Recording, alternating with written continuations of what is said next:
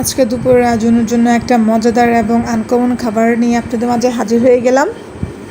তো এটা কখনো কেউ খেয়েছেন কি না আমার সঠিক জানা নেই, আমার মনে হচ্ছে আমি এটা ফার্স্ট বানিয়েছি। সো আপনারা যদি খেয়ে থাকেন অবশ্যই জানাবেন। আসসালামু আলাইকুম আমার প্রিয় ভাই ও বোনেরা, আজকে একটা আনকমন খাবার নিয়ে আপনাদের মাঝে হাজির হয়ে গেলাম। এগুলা কি অবশ্যই দেখতে পাচ্ছেন, এগুলা হচ্ছে পটল, আর এই পটলের সিল্কা দিয়ে আমি আজকে একটা মজাদার খাবার তৈরি করব। তো পটলের সিল্কাগুলো এক এক করে আমি সবগুলো মোটা মোটা করে কেটে নিয়েছি। নেওয়ার পর এটাকে আমি ভালো করে পরিষ্কার করে নিয়েছি। পরিষ্কার করে নেওয়ার পর আমি এটাকে অল্প পানি দিয়ে আর একটু পরিমাণে লবণ দিয়ে এটাকে সিদ্ধতে বসাই দিয়েছি।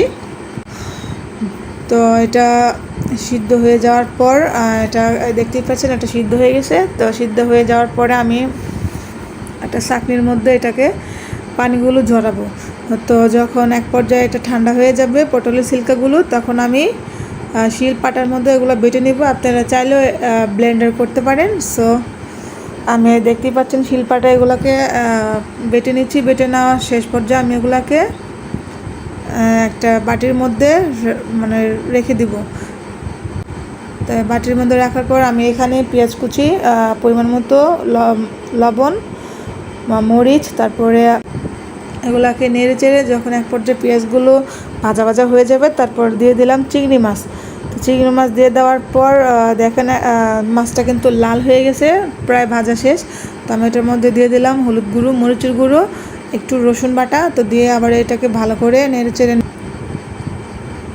নাড়াচাড়ার পর এটাকে আমি 5 মিনিটের জন্য ভালো করে কষিয়ে নিচ্ছি। আমার কষানো হয়ে গেলে এটাকে অল্প পরিমাণে পানি দিয়ে ভালো করে নেড়ে চেড়ে আর 5 মিনিটের জন্য কষালাম। কষানো হয়ে গেলে আমার সেই পটলের সিল্কাগুলো আমি এখন এইগুলোর মধ্যে দিয়ে দিব। আর দিয়ে দেওয়ার পর এটাকে আমি আবার ভালো করে নেড়ে চেড়ে নেব যাতে করে সবগুলো মশলা একসাথে মিশে যায়।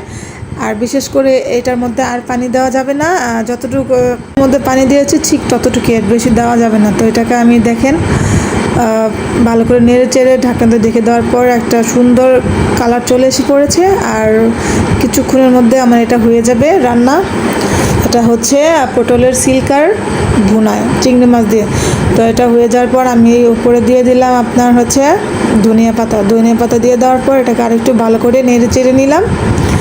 আর 2-3 মিনিট লাগবে হতে এটা। তো নাড়াচাড়ার পর দেখতেই পাচ্ছেন প্রায় আমার এটা হয়ে গেছে।